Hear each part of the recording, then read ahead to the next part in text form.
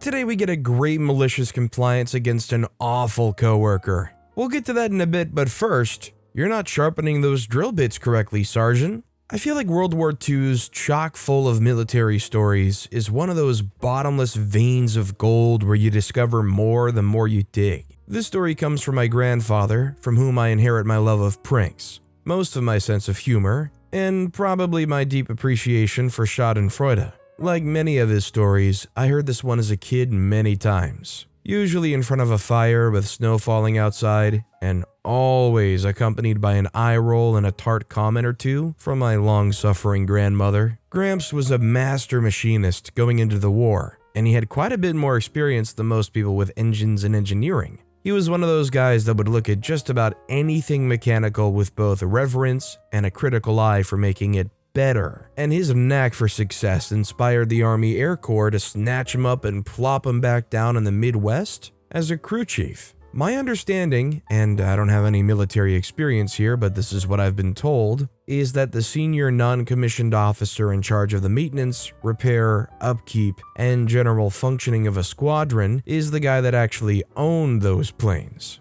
From what Gramps always said, his attitude was that he loaned the pilots his planes, and they were expected to bring them back in roughly the same condition as they were in when they went up.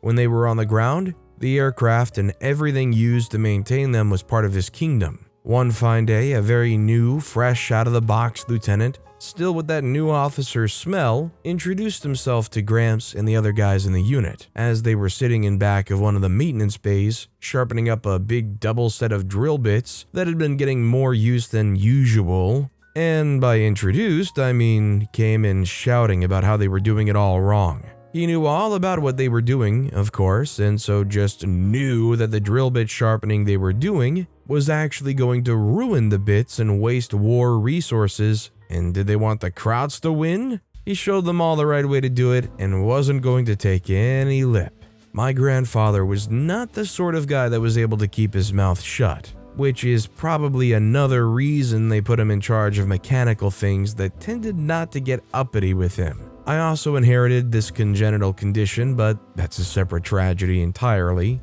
He protested that the lieutenant's direction actually was incorrect, and got about 2/3 of the way into what he was about to say before the officer decided that he'd had enough backtalk and gave him weekend night shift guard duty. Gramps eyeballed him a bit and would always say at this point of the story that he felt compelled to obey the lieutenant because he was just so shiny. So he smiled and said, "Yes, sir," shut his mouth, and that was that. This was well before the Army had put tons of resources into things that weren't war critical. The air base Gramps was stationed at was essentially a dirt/grass airfield with hangars plopped down and utterly without any pretense at pavement anywhere at sight. Consequently, the main traffic artery right behind the hangars, and which one had to go down when entering or leaving the base at all, was parallel to the airstrip and was the sort of thick, gooey, sticky, oobleck mud that one gets stuck in Nebraska when it's been raining down a lot and people have been driving army jeeps over the same patch of ground repeatedly. About halfway down, in the middle where the traffic had been the heaviest, there was what Gramps described as a puddle, in which he later clarified was nearly 300 feet long, 30 feet wide, totally unavoidable, and which would swallow up the unwary interloper who didn't keep going. Go too fast or too slow, and you're screwed one way or the other. Go through slowly and don't stop, and you'd probably be okay. Gramps positioned himself on Saturday night with his rifle and, grimly determined to protect this Nebraska air base in the middle of freaking nowhere from the Huns, waited about 2/3 of the way down this Charybdis-like vortex and waited. Lieutenant Shiny, along with a lot of other guys on the base, really liked taking his weekend pass in town, because there were girls there, which any self-respecting soldier knew was an opportunity one did not lightly pass up, and which was the reason that Gramps had been assigned weekend sentry duty as just an extra little screw you. Pretty soon, Lieutenant Shiny came trundling back to base, and not in an army jeep. Oh no. His family evidently had money, or pull or something, because he had an actual nice car to get around in, with those big swoopy fenders and floorboards just outside the doors on both sides. He was playing it safe, Graham said, by not driving it down the middle of the road, masquerading as a muddy pond, as he was going along the side where it wasn't quite as deep, and he was less likely to get stuck. But that also meant that the driver's side of the car was almost overhanging the deepest part of the mud. You can probably see where this is going. The duty of a sentry, of course, is to stop anyone they don't recognize from being on the base or near anything vital. And while Gramps knew perfectly well that Lieutenant Shiny was where he was supposed to be, he also knew that there was no way in heck during wartime he was going to get questioned about it. So he advanced, just as Lieutenant Shiny got abreast of a particularly bad spot and hollered, "Halt!" in his best drill instructor voice. It got the message across, and the car stopped immediately. "Danger, Will Robinson." Window rolls down, top of Lieutenant Shiny's head pokes out, and he yells back, "Lieutenant Shiny, sentry returning from off-base pass." Gramps yelled back from about 30 feet away, "Advance and be recognized." Meaning, of course, "I can't see you clearly where you are, come to where I can see you, or else." Frustrated, Lieutenant Shiny opened the door, dangerously close to the surface of the awaiting mud, and leaned out so the light caught him. He was in uniform, of course, all duded up as Gramps said, and wearing decidedly non-regulation boots with his uniform that came up to his knees, and were polished to the sort of shiny finish that NASA uses on telescope mirrors today. He yelled back again who he was, and was obviously frustrated and hoping that he hadn't just gotten stuck, but also he hadn't gotten any closer as he'd been commanded to by the very armed sentry that had just challenged him. And on some level, he knew it. Next steps, racking around into the chamber as a warning and a repeated command, "Advance and be recognized." Desperate but knowing there was no way out of this other than forward, Lieutenant Shiny stood on the floorboards of the car, now just level with the surface, and started to inch closer to it slowly and declared himself again, and was greeted with a loaded weapon pointed at him and a repeated command to advance and be recognized. I asked Gramps once what would have happened if he actually shot Lieutenant Shiny, and he's always said he was pretty sure he'd have been court-martialed at the least, but gosh darn it if he wasn't determined to make a point about this. And so Lieutenant Shiny finally stepped off the sideboards of his car, sank immediately to his knees with muddy goo slopping over the top of his boots, and sadly advanced. Gramps let him go 2 steps forward before shouldering his weapon again and snapping him the smartest of salutes. "Sir, thank you, you may proceed." Lieutenant Shiny sadly got back into his car and valiantly tried to get it moving again to no avail. Mud was everywhere, inside and out, mud flying everywhere as his wheels spun, and eventually he gave up and trudged off to his barracks. By morning, they ended up having to use 2 jeeps and a come-along to yank that car out of the mud. Graham said that he got talked to briefly by someone above Lieutenant Shiny and basically told, "Don't do that again," but he said nothing much further came of it. Oddly enough, the subject of sharpening drill bits never came up again, and Lieutenant Shiny was always very careful about staying out of the maintenance bay unless he was going to be taking an aircraft up.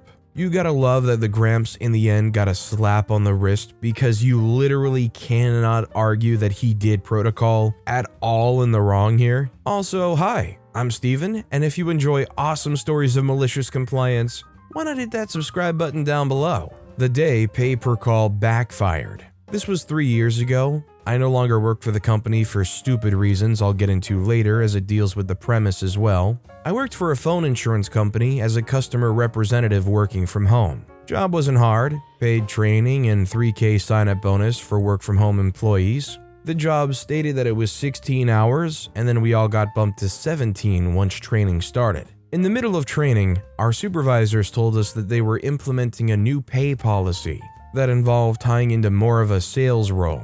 We now had the choice to be pay-per-call or hourly. Since they highlighted the choice, it made it seem like we'd had the option to stay hourly. Nope, had to try the new pay for 6 months before you were allowed to submit a request to go back to hourly. The pay's aligned like this: $1 per call, $20 is added if a sale is made on the call, $2 if the customer was happy with the service. This was to drive sales and put it in your head that without sales, you are not eating. Malicious compliance. In the beginning of the new year 2021, our system got hacked and we were down for a day. Usually I got 30 to 50 calls per day with 3 to 4 sales. When the system went down, we were given an outage script and told to hang up immediately after. I'm a very fast talker when needed and immediately saw the chance to make my biggest paycheck. In the span of a 3-day outage, I had taken over 900 calls, and my next check was the last installment of the bonus. I told my supervisor that we'll get paid the $3 per call still, and they said yes. Ended up getting a check of over $3,000 just for the calls from those 3 days, plus $1,000 for being the last installment of the bonus, plus my sales for the 2 weeks. Later got fired because the laptop they issued got reset and I couldn't log in anymore. I called in and they told me to submit a ticket. Couldn't submit a ticket because I didn't have access to the system. Honestly, this sounds like a great Moneyball min-max scenario where you get like the statistics. You try to get the person off the phone fast enough. If you get enough people calling in, that outweighs any of the sales you'd make. Our next story is, want to switch sections? Okay. A couple of years ago, I was waiting tables at this restaurant in Jersey. This story took place during our slow season, and it was pretty competitive between all the servers. Every server wanted the better section and the bigger tables, since our overall tips were lower than usual. We didn't pool tips. It got pretty cutthroat at times. I was doing okay financially, so I wasn't as money hungry as everyone else. I personally get time anxiety, so I hate being late to things. So if my shift starts at 5, I'm walking into work at 4:45 to get settled, then clocking in at 5 to get to work. My coworker Kayla, however, had a different attitude. She would walk into work at 5 o'clock on the dot and clock in and then head right to the bathroom to put on her makeup, which took her about 15 minutes. On most days, it was slow enough that it wasn't an issue, but it still wasn't right.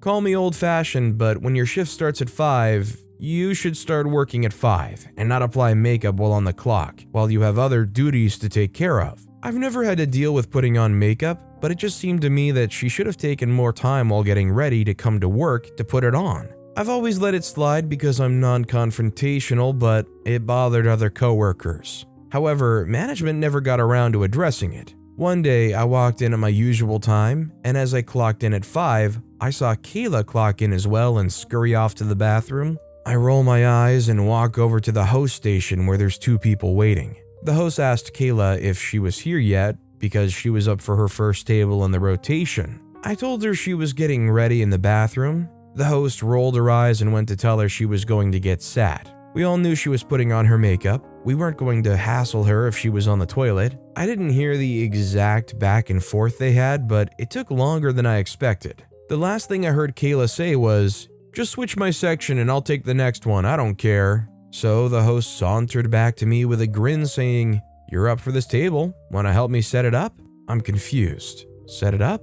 It's only 2 people. They say, "Oh no, it's a party of 14. This is Mr. Moneybags' niece and nephew. The rest of the family's on their way." For context, Mr. Moneybags, not his real name obviously, but would have been awesome if it was a very wealthy and well-known man in our area. He made his fortune in landscaping and then moved on to real estate. And believe it or not, he was one of the few affluent people in our area that wasn't an entitled jerk.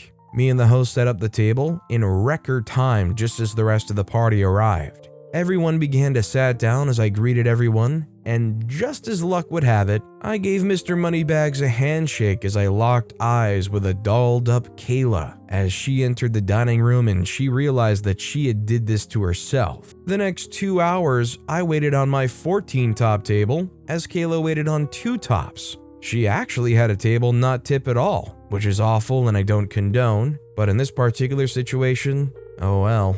And of course, she kicked herself again when she looked over at my table's check and saw the fat tip I was getting off my big table. Oh well, get ready for work before work, not at work. I'm just impressed where you're working a job that almost solely relies on getting tips from people, and you're trying to take the first 10-15 minutes to just prepare. It just seems like the kind of job where if you're there, you kind of want to be working. Otherwise, you're throwing away a lot of potential earnings because you're probably making $2 to $5 an hour. But with that being said, That's all the time we have for today. Now, if you want to hear another absolutely crazy malicious compliance story, check out that video on the left. Or if you missed my latest video, check out that video on the right. That said, I'll see you all next time with some more stories.